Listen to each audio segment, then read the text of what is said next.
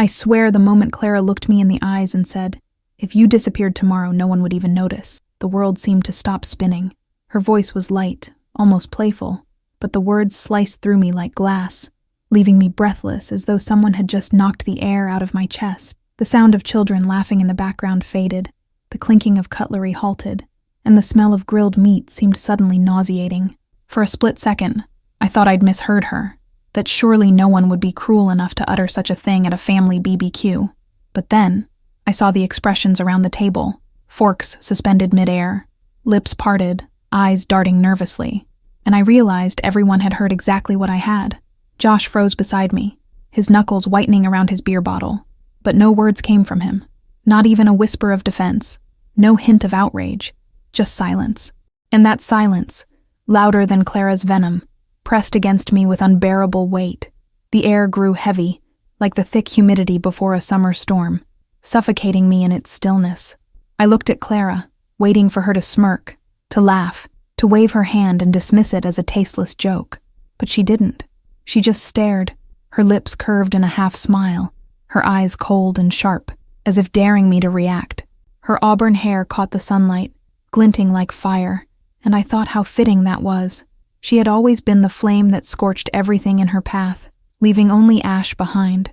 The silence was unbearable, and I felt my cheeks burn as though the entire family was holding their breath to see if I would cry, shout, or collapse under the cruelty. Instead, I forced my lips into the weakest semblance of a smile, though inside I was unraveling, strings of composure snapping one by one. No one spoke. No one defended me. That stillness felt like betrayal. I glanced at Josh, desperately searching his face for support, but all I saw was the tension in his jaw and the fear flickering in his eyes. He looked not at me, but at Clara, as though her approval mattered more in that moment than my pain. My stomach twisted, and I had to dig my nails into my palm to keep from trembling. The betrayal cut deeper, because I had fought so hard to be accepted by this family, to prove that I was worthy of being Josh's wife. Years of enduring Clara's subtle barbs, Marianne's constant comparisons, and David's indifferent silences. All of it I had swallowed with the hope that someday they would see me as one of them. Yet, here I was, reduced to an object of ridicule at their table, and the one person who promised to protect me sat frozen in fear. Clara leaned back in her chair, sipping her wine as if nothing had happened, her voice dripping with mock sweetness as she changed the subject to the seasoning on the chicken. The audacity of it made my blood boil. How easily she could rip open my chest, expose my beating heart, and then carry on as though she hadn't left me bleeding in front of everyone. Marianne cleared her throat, offering a weak laugh that didn't reach her eyes, and said something about the weather, clearly desperate to smooth over the scene. David muttered under his breath, though his words were too low to hear, and his eyes remained fixed on the table. No one dared address what had just happened. No one dared acknowledge the wound that Clara had carved into the air. I excused myself from the table, muttering something about needing a drink, though my glass was still half full. My legs shook as I walked away, each step an effort not to collapse. Behind me, I heard the faint sound of laughter resuming, though it was forced, brittle, and empty, like glass ready to shatter at the slightest touch. I slipped into the house, leaning against the cool kitchen counter, pressing my palms hard against its surface as though grounding myself to something solid. My breath came in shallow bursts, and my chest felt like it was caving in under invisible hands. Why did it feel like Clara's words had carried more weight than just cruelty? Why did it feel like they had landed with a finality, a chilling undertone that none of them wanted to face? Memories flooded my mind. Every snide remark Clara had ever made, every sideways glance Marianne had given me, every gathering where I had been made to feel like an intruder rather than family. But this time was different. This wasn't a passing jab or a sarcastic quip. This was something darker, something deliberate, almost rehearsed. The way her eyes locked onto mine, the way her words froze everyone at the table. It was as though she had spoken aloud the one truth they had all been hiding, a truth I didn't yet know, but could feel clawing at the edges of my awareness. I splashed water on my face, staring at my reflection in the kitchen window. My eyes were wide, my lips trembling. I looked like a ghost, someone haunted. But haunted by what? By Clara's cruelty? Or by the way the family had reacted? Or rather, hadn't reacted. They all looked guilty, not shocked. Guilty as though they knew something about me, about what Clara had implied. I pressed my hand against my chest, willing myself to stay calm, but a whisper of doubt crept in. What if she wasn't entirely wrong? What if I really was invisible to them? What if deep down none of them would notice if I simply vanished? The sliding door opened, and Josh stepped inside, his face pale, his lips pressed tight. He reached for me, but I pulled back, the sting of his silence still too raw. "She didn't mean it like that," he said, his voice unconvincing, too rehearsed. It was just Clara being Clara, but I couldn't ignore the tremor in his tone, the way his eyes avoided mine. He was hiding something. I could feel it, like a splinter lodged under the skin, impossible to ignore. His defense of Clara felt hollow, an echo rather than conviction. And for the first time, I wondered if his loyalty to me was weaker than I had dared believe. I wanted to scream, to demand answers, but my throat felt tight, as though invisible hands gripped it shut. Instead, I simply stared at him, waiting, hoping he would break the silence that gnawed at us both, but he didn't. He just sighed, rubbed the back of his neck, and muttered something about keeping the peace, as though my humiliation, my pain, my existence were nothing more than collateral damage for his family's comfort. I realized then that I wasn't just battling Clara's cruelty. I was battling an entire wall of silence, a family united in their refusal to let me in, their determination to keep me on the outside.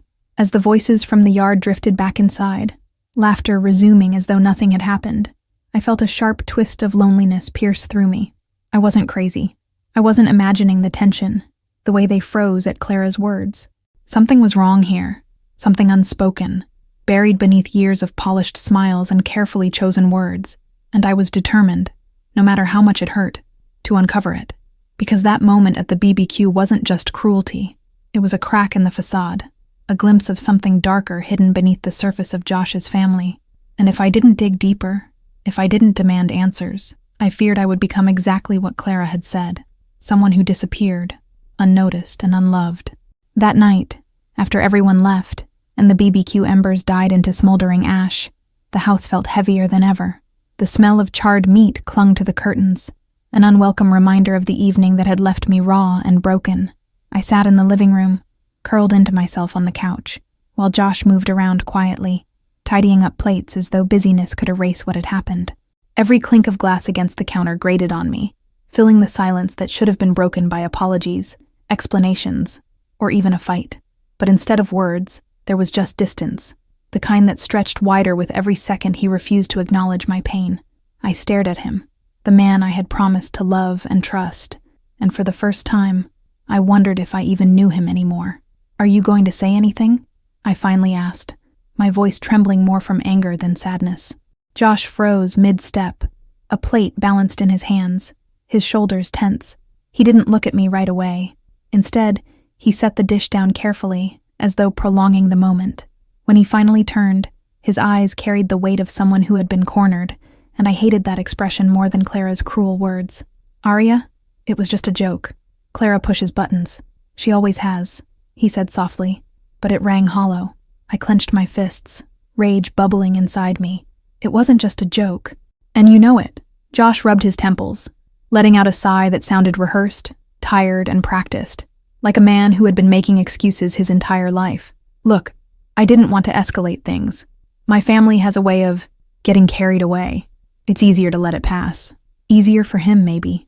Easier for the person who wasn't left gutted at the table, stripped of dignity in front of the people who should have been kin."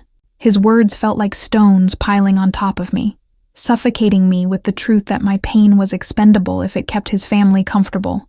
My voice cracked as I whispered, "So you'd rather protect them than me?" He shook his head quickly, stepping closer, reaching out, but I recoiled. "That's not what I meant. Don't twist it." His tone sharpened, defensive, as though I were the problem for daring to demand more from him. The distance between us became more than physical. It was a canyon, wide and treacherous, built from every moment he had chosen silence over me. I looked at his outstretched hand and realized that trust wasn't something you could simply patch together after it had been cracked open like this. There was a fracture now, and no amount of denial could hide it. His face softened, but it was too late. The damage was already settling in my chest like concrete. I stood, pacing the room, my heart racing with an ache I couldn't quiet. Memories crashed over me. The night he had first brought me to meet his family. The way Clara had sized me up like I was a threat. The way Marianne had subtly insulted my cooking when I hosted. The way David barely looked me in the eye. And every time Josh had said, "Just let it go. Let it go," as though swallowing humiliation was the price of being his wife. But Clara's words today weren't just a jab. They were a knife to my existence. And his silence felt like complicity. I turned to him, my voice breaking. "Do you know what it feels like to be erased in front of everyone? To have your worth dismissed like you don't even exist?" Josh didn't answer right away. His silence, again, was its own answer, and it crushed me. He finally muttered, "They'll never change, Luna. I've learned to live with it." "Can't you?" That sentence shattered something inside me. He wasn't asking me to be strong. He wasn't asking me to fight. He was asking me to fold, to shrink, to accept invisibility as the cost of belonging to him. I shook my head, my eyes burning with tears I didn't want him to see. "No, Josh, I can't live like that, and you shouldn't want me to." The clock ticked loudly, filling the void where words should have been. He turned away, his back to me, his shoulders slumped like a man carrying secrets too heavy to reveal. And suddenly, I remembered the looks at the table, the way Marianne wouldn't meet my eyes, the way David muttered under his breath, the way Clara seemed to hold something over all of them. This wasn't just casual cruelty. It was something deeper, something they all knew but refused to say. And Josh's silence now wasn't just fear of conflict. It was fear of truth. That realization hit me harder than Clara's barb. I whispered into the room, not caring if he heard. "What are you hiding from me?" His body stiffened, confirming what I already suspected. There was something unspoken, something behind Clara's words that carried more weight than anyone wanted to admit. My chest tightened, my breathing shallow as I connected the dots in ways I wasn't ready to face. Maybe Clara hadn't been joking. Maybe she had said exactly what everyone was too afraid to. And if that was true, then my marriage wasn't built on silence. It was built on lies.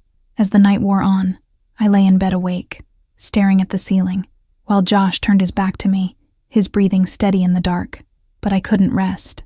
Clara's voice echoed in my head, each word sharper than the last. "If you disappeared tomorrow, no one would even notice." My stomach twisted with dread, because for the first time, I wasn't afraid she might be right. I was afraid she knew something I didn't. The next morning, sunlight streamed weakly through the curtains, but it did nothing to warm the cold space between Josh and me. He had already left the bed, the sheets beside me still faintly warm, and I heard the muffled sound of water running in the kitchen sink. I lay there for a few moments, staring at the ceiling, my mind replaying every detail of the night before. Clara's voice still slithered through my memory like smoke I couldn't fan away, each syllable wrapping tighter around my chest. I felt sick, not only from the words themselves, but from the way everyone else reacted. They froze, silent, complicit. That wasn't how a family responded to a joke. That was how people responded to a truth they didn't want said aloud. I finally got up, pulling a robe tightly around me, and padded quietly into the kitchen. Josh stood with his back to me, pouring coffee into 2 mugs, his movements unusually careful, like he knew any sound louder than necessary might spark another argument. "Morning," he said softly without turning around. The word hung in the air, ordinary and fragile, as if he thought normalcy could simply erase the wound carved between us. I didn't respond right away. Instead, I watched him, studied the way his shoulders hunched forward, the way he wouldn't look me in the eye. I realized then that Josh wasn't only hiding from conflict, he was hiding from me. I sat at the table, folding my hands together to keep them from trembling. "Josh," I began, my voice steadier than I felt. "What aren't you telling me?" He froze mid-sip, the coffee mug halfway to his lips, before setting it down too quickly, spilling some onto the counter. He cursed under his breath, grabbing a towel, and for a moment I wondered if the clumsy act was deliberate, an excuse not to answer me. When he finally spoke, his words were too quick, rehearsed. "Luna, you're reading too much into things. Clara thrives on attention. She wants a reaction. Don't give her that power." He tried to smile, but it was brittle, like glass that might shatter at any second. But I wasn't convinced. The way Marianne had looked at her plate last night, the way David muttered something so low I couldn't catch it, the way Clara smirked like she was holding an invisible knife, none of it fit with Josh's simple explanation. "No," I said firmly, cutting through his attempt at calm. "There's something else." I could see it. The way everyone froze. It wasn't just discomfort. It was fear. My voice cracked on the last word, but I pressed on, leaning forward. What are they afraid of, Josh? What are you afraid of? His face went pale, his jaw tightening as if to hold back words he couldn't let slip. That silence told me more than any answer could have. Later that day, when Josh left for work, I felt an ache in my chest, but also a spark of determination. If he wouldn't tell me the truth, I would find it myself. I moved through the quiet house, trying to recall every detail of last night, searching for something I might have missed. My eyes landed on Josh's phone charger, left abandoned on the counter. For a moment, temptation flared. I could check his phone, see if there were messages that might explain the strange tension, the way his family treated me like an outsider, the cruel comment that felt so deliberate. But I stopped myself, knowing that once I crossed that line, there would be no going back. Still, the thought gnawed at me. Instead, I turned my attention elsewhere. Josh's family lived only a short drive away, and though my chest tightened at the thought of facing them alone, curiosity pushed me forward. I needed answers. Needed to know why Clara's words had left the entire table paralyzed. So I drove past their neighborhood, circling slowly, my eyes drawn to the large house where Marianne and David lived. The curtains were drawn tight, but I noticed Clara's car parked in the driveway. I couldn't bring myself to knock on the door. The weight of their hostility pressed too heavily on me, so I parked a little further down the street, watching, waiting, feeling both ridiculous and desperate. Minutes passed, then nearly an hour, until finally the front door opened. Clara stepped out, her phone pressed to her ear, her expression sharper than I had ever seen. She wasn't laughing, wasn't mocking anyone. She was deadly serious. Her voice carried faintly to where I sat, just enough for me to hear her say, "She doesn't know yet, and we need to keep it that way." My breath caught in my throat, my fingers tightening around the steering wheel as though it could anchor me. Who was she talking about? And worse, what exactly didn't I know? I sank lower in my seat, heart pounding, afraid she might look my way, but she never did. She climbed into her car, still on the phone, and drove off. I didn't follow. My hands were shaking too badly, my vision blurred with tears of confusion and dread. Her words replayed over and over in my mind, twisting my stomach into knots. She doesn't know yet. The she had to be me, which meant there was something they were deliberately hiding from me, something Clara took pleasure in dangling over my head. The cruel joke at the BBQ suddenly felt less like cruelty and more like foreshadowing, a breadcrumb leading me to a truth I wasn't meant to find. When I returned home, Josh was already there, sitting on the couch with his head in his hands. He looked up quickly when I walked in, his eyes wide, as though he had been caught doing something wrong. "Where were you?" he asked, his voice sharper than usual. For a moment, guilt washed over me, but then I remembered Clara's words. I forced my voice to stay calm. "Out," I said simply, setting down my bag. His gaze lingered on me, suspicious, but he didn't press. Instead, he turned the television on too loudly, a clear attempt to drown out the silence that had become unbearable. As I sat across from him, watching the flickering images neither of us cared about, I realized something chilling. Whatever truth his family was hiding, Josh was part of it. His silence wasn't just avoidance anymore, it was protection.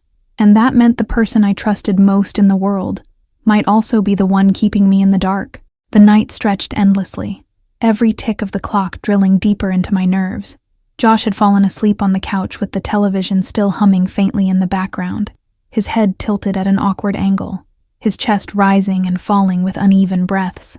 I sat in the dim glow of the lamp, unable to rest, staring at him as if he were a stranger I couldn't quite place. Questions swirled inside me, clashing against each other like waves in a storm.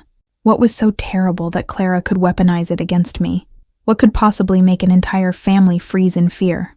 The more I tried to push the thoughts aside, the louder they roared. At some point, my eyes drifted toward his jacket, draped carelessly over the arm of the chair. I hesitated, a sick knot forming in my stomach, but the weight of uncertainty was crushing me. I rose slowly, tiptoeing as though even the silence might betray me, and slipped my hand into the pocket. My fingers brushed against paper, crinkled, folded, heavier than just a receipt. I pulled it out and moved toward the dim light. It wasn't a receipt at all, but an envelope, thick and slightly torn at the edges, as though it had been opened and closed too many times. My breath caught as I read the bold letters stamped across the top. Confidential. Property transfer agreement.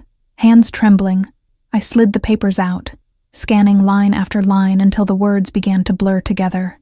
The document was official, notarized, filled with legal jargon that I could barely process in my frantic state. But one detail leapt off the page with horrifying clarity: my name. Not as a beneficiary, not as a co-owner, but as someone removed from the deed of our home. My chest constricted, the air in the room suddenly too thin to breathe. Why would Josh erase me from something we built together? Why would his family need me gone? The realization hit like a blow. I wasn't just excluded from their circle. I was being deliberately written out of the life I thought I belonged to. I pressed the papers back into the envelope, my heart racing so violently I worried it might wake him. I slipped the jacket back into place and stumbled to the bathroom, locking the door behind me. My reflection in the mirror looked unfamiliar. Eyes wide with panic, cheeks drained of color, lips pressed so tightly they quivered. Tears slid silently down my face, but I didn't wipe them away. I just stared, trying to piece together the fragments of my unraveling world. "What are you hiding from me, Josh?" I whispered to the empty room, my voice trembling as if afraid of its own sound. Sleep was impossible after that.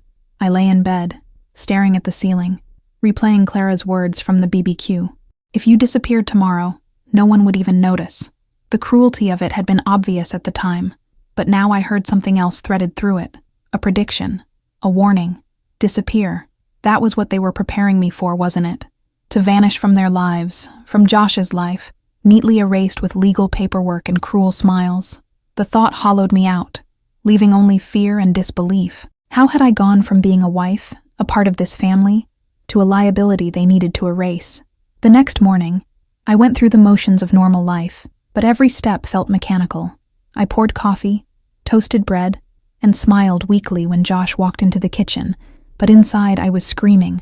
I wanted to confront him, slam the papers down on the counter, demand an explanation, but something inside me held back, a fragile instinct whispering that I wasn't ready to hear the truth. If I pushed too hard, too fast, I might lose the only leverage I had, the knowledge that I now knew something.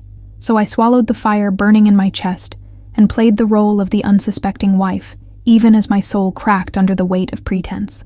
Josh kissed my forehead before leaving for work, his touch strangely hollow, like a ritual he no longer believed in. The moment the door closed, I exhaled the breath I had been holding. I sat at the table, staring into my untouched coffee until it grew cold, the bitter surface reflecting a distorted image of my face. I needed guidance, someone outside the suffocating walls of this secret to help me make sense of it. My first instinct was to call my friend Sarah, someone who had known me long before Josh, but even as I reached for my phone, fear clenched at me. If I told her, if I told anyone, and the truth was darker than I imagined, would I be putting them in danger too? Instead, I grabbed my keys and drove without thinking, my hands gripping the wheel so tightly my knuckles turned white. I ended up at the library, a place that had always calmed me when the world felt too loud. The quiet rows of books seemed to absorb my fear, at least for a while. I sat in a corner with the documents spread in front of me, reading and rereading every line, searching for hidden meanings in the legal jargon. And then I saw it, Clara's name. Not only was I removed from the deed, but Clara had been added, listed right beside Josh. My pulse thundered in my ears. Why would my husband put his sister on our home? What connection between them was powerful enough to cut me out entirely? That night, I didn't mention the papers, didn't ask about Clara, didn't breathe a word of what I had discovered. But my silence wasn't ignorance. It was strategy. I watched Josh more closely than ever, memorizing every pause in his speech, every glance at his phone, every shadow of unease that crossed his face. For years, I had believed our marriage was a partnership, built on trust and love, but now I saw it for what it was. A stage play, carefully scripted, with me cast as the fool who didn't know her lines. And beneath it all, something sinister was unfolding, something his family wanted hidden at all costs. As I lay in bed beside him, his steady breathing lulling him into sleep, my own eyes remained wide open in the darkness. I realized that my life was no longer my own, that my choices, my future, were being manipulated in ways I hadn't consented to. Clara's cruel words had been the first crack in the illusion.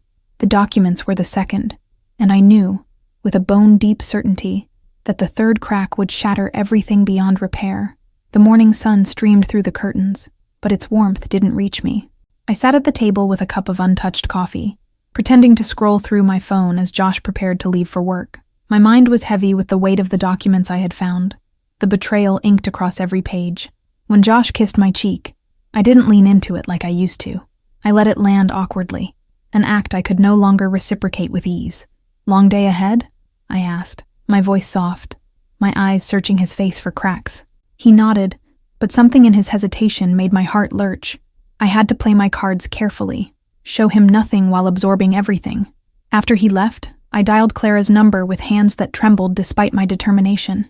The line rang 3 times before she picked up, her voice dripping with feigned sweetness. "Well, look who's calling me," she teased, though beneath it I sensed a sharpness, a blade hidden in velvet. I forced a laugh, swallowing my disgust, and told her I was thinking of dropping by. Silence lingered for a beat too long on the other end, and I could almost hear the gears turning in her mind. "Of course, Luna," she finally said, her tone smooth, rehearsed. "Come whenever you'd like." It wasn't an invitation. It was a test. Clara's house was pristine, almost unnervingly so, as though every cushion and picture frame had been placed with military precision. She greeted me with her wide, performative smile, her eyes scanning me in a way that made me feel dissected. We sat in her living room, sipping tea that tasted of dust and artifice, and I forced myself to engage in small talk. But every polite word she spoke felt like a veil, carefully woven to keep me blind. "You and Josh must be busy with the house," I said casually, watching for her reaction. Her lips twitched, just slightly, before she plastered on that fake smile again. "Oh, you know, Josh. Always managing something." Her answer was too vague, too rehearsed, and my chest tightened with rage and fear. I pressed further, feigning curiosity. "Funny, though. I found some old paperwork the other day. All those deeds and agreements we never really paid attention to. I don't know how you two managed to keep track of it all."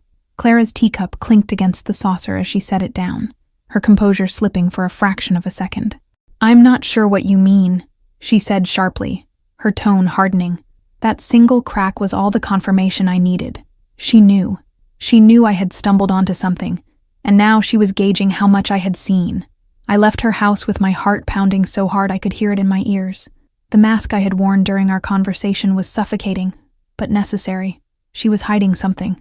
They were hiding something, and the confirmation made my stomach churn. Driving home, the quiet of the car was unbearable, the hum of the road blurring into a deafening silence. What could possibly bind my husband and his sister so tightly that they would conspire behind my back? The question twisted inside me like a knife, each turn more excruciating than the last. And yet, despite the fear, I felt an odd spark of determination. I would not be erased quietly. That evening, I tried again with Josh, but in a different way. I leaned against the counter while he poured himself a drink, my voice steady as I asked, "How was Clara today?" He froze for half a second before continuing, his tone carefully casual. "Clara?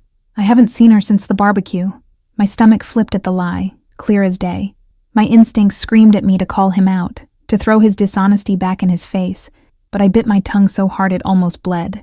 If I revealed too soon what I knew, I would lose the only advantage I had, their underestimation of me. I began sleeping with my phone under my pillow, setting the security cameras in the house to record, not just stream. Every small movement became evidence, every late-night call or unexplained absence, something I tucked away like puzzle pieces. Trust had been shattered, replaced by strategy, and I hated that this was what my marriage had become. Nights were the worst, lying beside him, feeling the warmth of his body while knowing his loyalty had gone cold. I wanted to shake him awake, to demand the truth, but instead, I stared into the darkness, silently vowing that I would uncover it on my own. Days blurred into each other, every moment charged with unspoken tension. I rehearsed conversations in my head, imagined confrontations that ended with tears, shouting, or devastating silence. My mind became a battlefield where fear and fury clashed endlessly, and through it all, Clara's words from the BBQ echoed louder than ever. "If you disappeared tomorrow, no one would even notice." At first, I thought it was cruelty. Now, I feared it was a blueprint, a glimpse of their intentions. My disappearance was not a hypothetical. It was a plan already in motion, and if I didn't fight, I would be swallowed whole by it.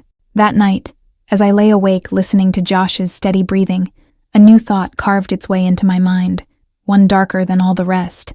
Maybe this wasn't just about the house or the documents. Maybe the family's silence wasn't born from loyalty, but from fear. What if Clara's cruelty had been her way of warning me, disguised as venom? What if the truth wasn't that they wanted me gone, but that something, or someone, was forcing them to push me out? The thought left me trembling in the dark, because if that were true, then I wasn't just fighting betrayal.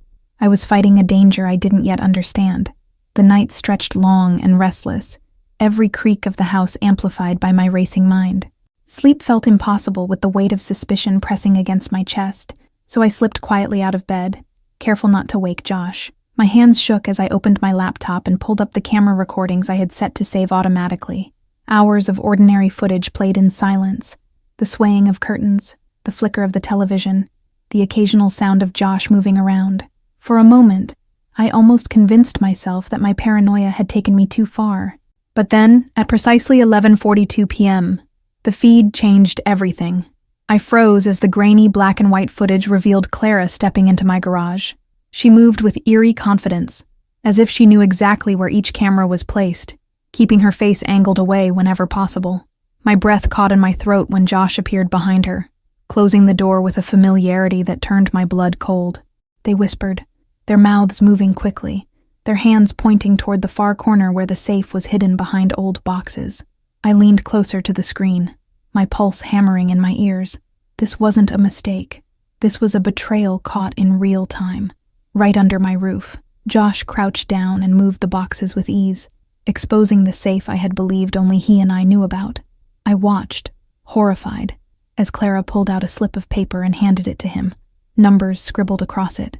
My body turned to ice when Josh punched the code in with terrifying familiarity, the door swinging open as if it had been rehearsed. They didn't steal anything that night. Instead, Clara leaned in, staring at the contents, while Josh whispered something that made her smirk. The sickening intimacy between them wasn't physical, but it was something worse, a partnership built on my erasure. I sat paralyzed, staring at the screen long after the footage ended. My hands hovered uselessly over the keyboard, unable to decide if I should save, delete, or confront him with the evidence. Fear rooted me in place, because proof alone wasn't enough. I needed to understand why.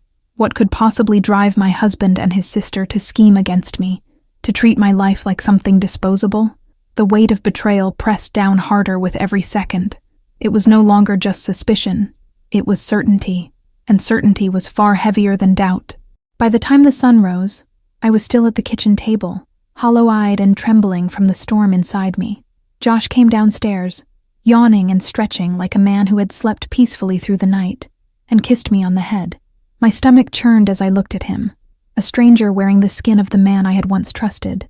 "You look tired," he said casually, pouring himself coffee. I forced a small smile, burying the knowledge I now carried deep inside my chest. I couldn't let him see my hand. Not yet. If they thought I was still blind, I had the advantage. I spent the day in silence, my mind spinning like a relentless carousel. Every glance, every gesture from Josh replayed itself in my memory, now coated with suspicion. I remembered how Clara had mocked me at the BBQ, the cruel glimmer in her eye as if she already knew I wouldn't last. It wasn't a joke. It had been a declaration. And the worst part was realizing that everyone at that table had frozen, because they understood. They had seen the blueprint long before I caught a glimpse of it. I was the last to know, the outsider in my own marriage, my own family. That evening, I locked myself in the bathroom under the guise of taking a long shower, but instead, I copied the footage onto a flash drive.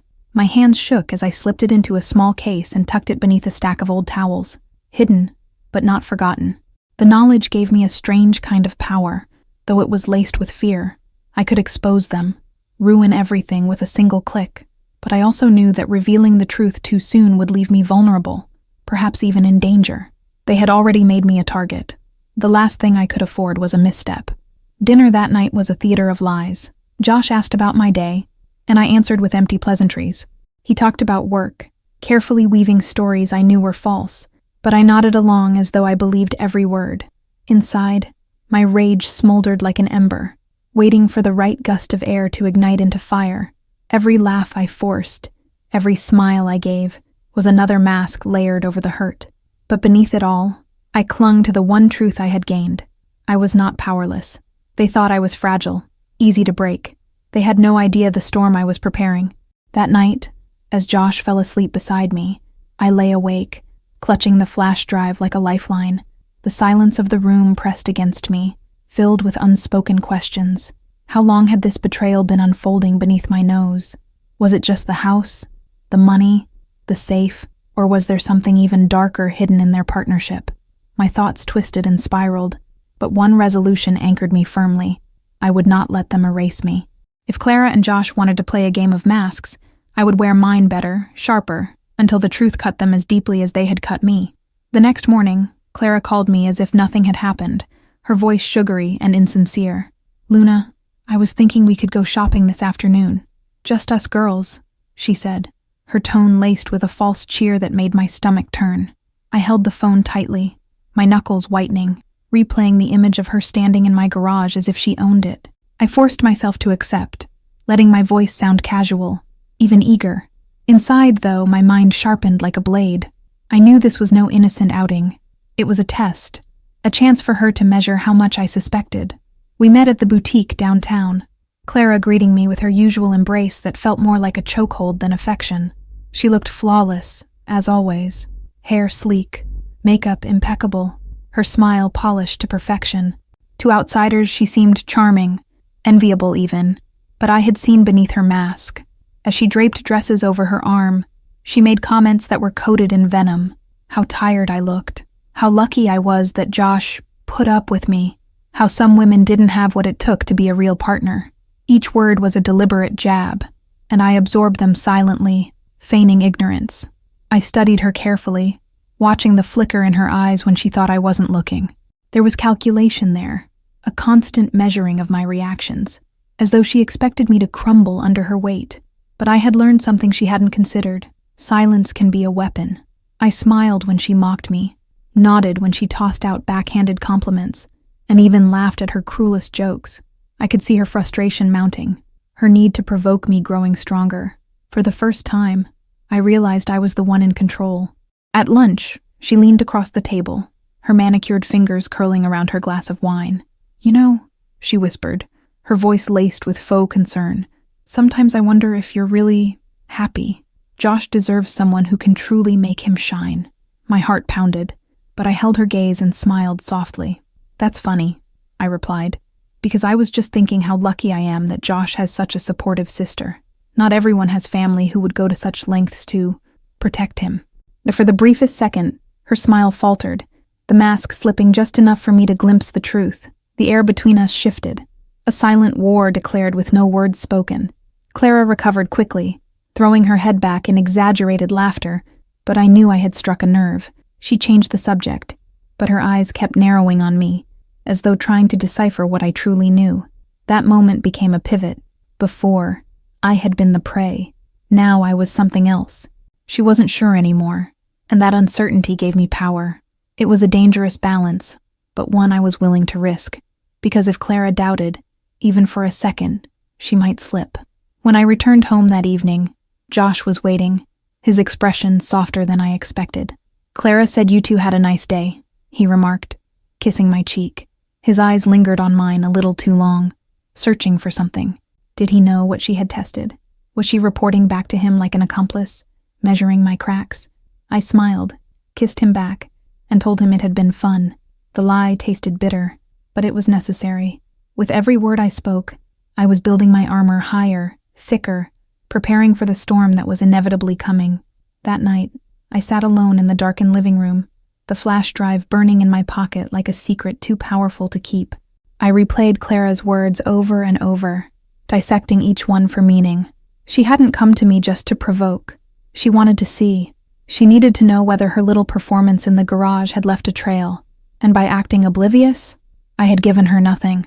The power of that realization coursed through me, but it was laced with dread, because power, once gained, demands to be used, and I knew I couldn't stay silent forever.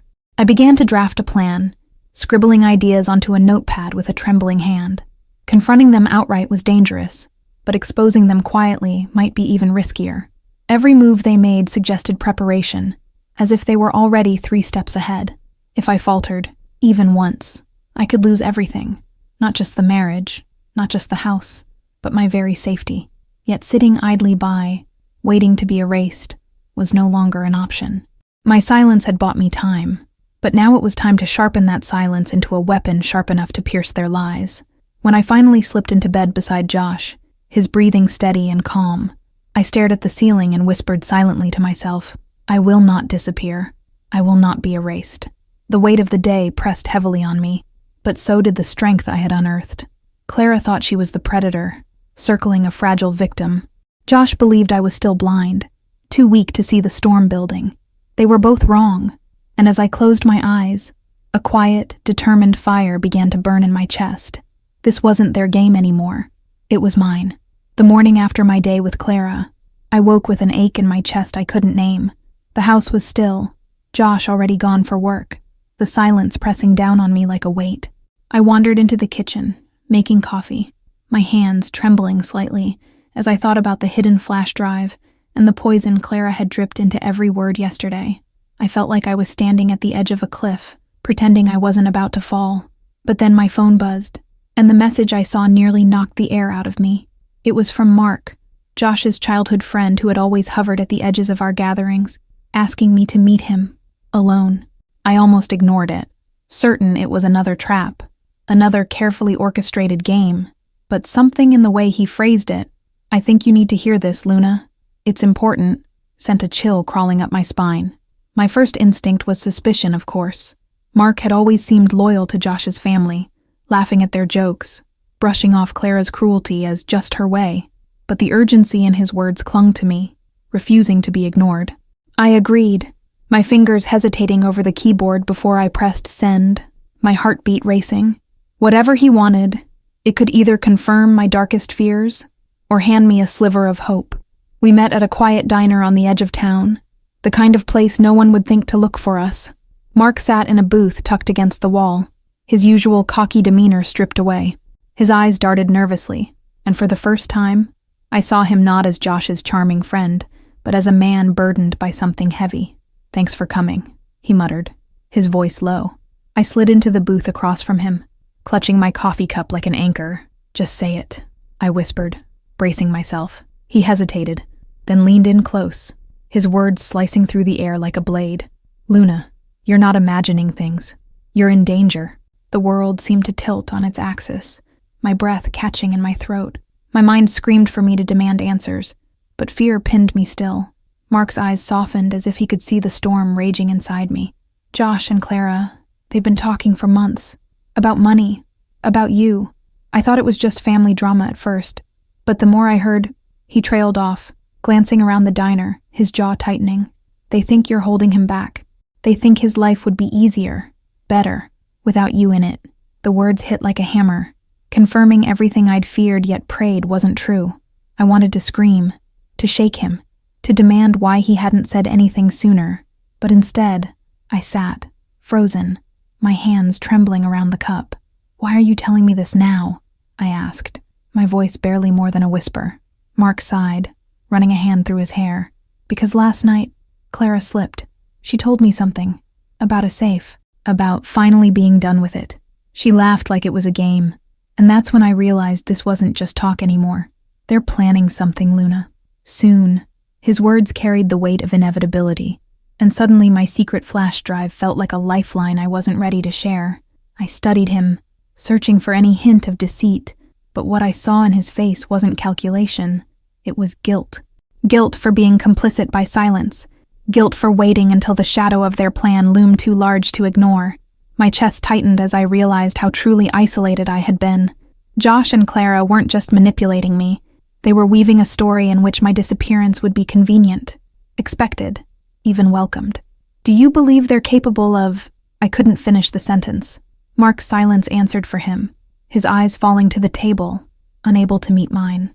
The weight of it crushed me, but under the despair, something else began to stir. Fire. I had been waiting, playing the passive role in their twisted game, but now I saw it clearly. This wasn't just about cruelty or control. It was about erasure. They wanted to write me out of the story of Josh's life, permanently, and if I allowed fear to rule me, they would succeed. I looked up at Mark, my voice steadier than I felt. If what you're saying is true, Then I can't wait anymore. I have to act. But I need proof. I need them to expose themselves. Mark hesitated, his hand tightening around his glass. Luna, you're walking a dangerous line. These aren't people who care about consequences. If you push them, they'll push back harder. His words were meant as caution, but instead, they fueled the determination burning inside me. Then let them, I said, my tone firm, because I'm done being their silent victim. If they think I'm weak, that's their biggest mistake.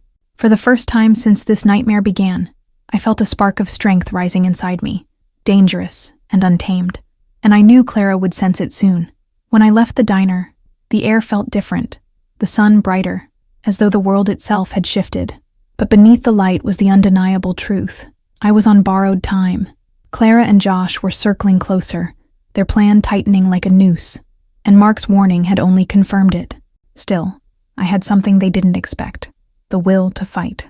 The smile Clara loved to mock would soon become my mask, and the silence they mistook for submission would become my weapon. Because if they wanted me gone, they would have to face the truth first, that I was never as fragile as they believed. The night came quicker than I expected, swallowing the day in shadows that seemed thicker than usual. I sat in the living room, the hidden cameras in my house recording every angle, every corner, my laptop showing their feeds like watchful eyes. My heart pounded in my chest, each beat echoing the thought that this could be the night everything unraveled. Josh was distant all day, avoiding my gaze, his words clipped and impatient. Clara had texted me, almost casually, asking if I'd be home tonight. My gut twisted with dread, but I forced my face into calm, pretending not to see the storm building around me. By midnight, the house was still except for the hum of the refrigerator and the faint creak of the wooden beams above me. I feigned sleep on the couch, my body stiff under the blanket, waiting. It didn't take long before I heard it, the soft click of the back door unlocking, the slow creak of footsteps moving across the floor. My pulse spiked as I kept my eyes shut, listening. Then Josh's whisper, low and harsh, carried through the silence. "Keep quiet. She won't know." Clara's voice followed, sharp and confident. "Trust me, she'll never see it coming." Every word sliced into me, but I lay still, gathering their betrayal like evidence. Through the reflection on the darkened TV screen, I saw them move toward the hallway, Clara carrying something small and metallic, Josh clutching a duffel bag. I remembered Mark's warning, the mention of a safe, and my stomach clenched. This wasn't about family tension anymore. It was a full plan in motion. My body screamed at me to leap up, to scream, to stop them, but I forced myself to wait. If I acted too soon, I would only have accusations. I needed their intentions laid bare, and in those moments, I realized just how far their hatred had gone. They moved toward the garage, whispering heatedly. I slipped silently from the couch, every nerve on fire, and followed at a distance, careful to stay in the shadows. The garage door groaned as it opened, and the camera feed on my laptop confirmed what I already suspected. Clara was kneeling by the safe, the duffel bag ready to swallow its contents. Josh hovered, pacing, rubbing his temples like the act of theft was too small for his conscience, yet not enough to stop him. "Just hurry," he hissed. Clara shot him a look of disdain, her fingers already twisting the dial, confident and practiced. I watched, frozen between fury and heartbreak, as the safe opened with a final click. Inside were documents, heirlooms, and stacks of money I had inherited from my grandmother, savings I had never told anyone about except Josh. My breath caught. He had told her. He had shared my most guarded secret with the one person who hated me most. Clara's laughter filled the garage, sharp and cruel, echoing off the concrete. "All of this, sitting here while you let her play perfect wife," she sneered. Josh didn't reply, but his silence was an answer enough. It was complicity, a wound deeper than any blade. It was then I stepped forward, my voice breaking the air like thunder. "Touch another thing, and I swear you'll regret it." They froze, their bodies stiffening as they turned to me, their faces pale in the dim light. Clara smirked, recovering first, her venom never faltering. "Look who finally grew a spine," she spat. Josh looked at me, his eyes wide with something between shock and fear, but not remorse. Never remorse. "Luna, it's not what you think," he started, but I cut him off with a laugh, hollow and shaking. "Don't insult me. I've been watching. I know everything." For a moment, the silence in the garage was unbearable, stretching thin until it threatened to snap. Then Clara lunged forward, her rage boiling over, but I was ready. I pulled out my phone, the live feed already recording, flashing across the screen. "Say hello to the police," I whispered, my voice steady despite the chaos in my chest. Clara froze mid-step, her eyes flicking to the glowing red light, realization dawning. Josh swore under his breath, running a hand through his hair, the facade finally cracking. "You planned this," he muttered, his voice trembling. And he was right. I had. The tension erupted into chaos. Clara shrieked, lunging for me again, but Josh grabbed her arm. Whether to stop her or protect himself, I couldn't tell. The duffel bag spilled, cash and papers scattering across the floor like confetti at a macabre celebration. My phone buzzed in my hand, Mark's number flashing, his voice urgent in my ear when I answered. "Luna, are you safe? I called the cops. They're on their way." Relief flooded me, but it was laced with dread as Clara's fury reached a fever pitch, her voice rising. "She'll ruin everything! You said we'd be free of her!"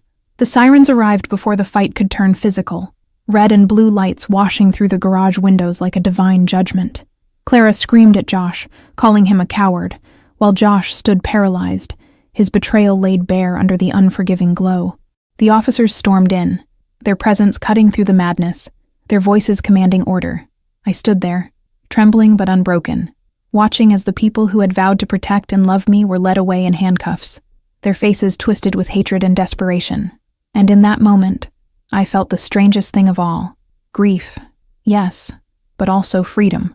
When the chaos settled and the house returned to silence, I sank to the garage floor, surrounded by scattered fragments of my life. The safe was still open, its contents tainted by their hands, but it no longer represented loss to me. It represented survival. For the first time, I wasn't the victim in their story. I was the witness, the survivor, the one who refused to be erased. And as the night bled into dawn, I realized that though the wounds they left would take time to heal, they had given me something unexpected in their betrayal, the strength to finally stand on my own. If this story moved you, if you felt the weight of Luna's journey and the twists that left her world shattered and rebuilt, don't forget to subscribe to the channel. There are more stories, raw, intense, and full of the kind of emotions that remind us of how fragile and powerful life can be. Hit that button so you won't miss what comes next.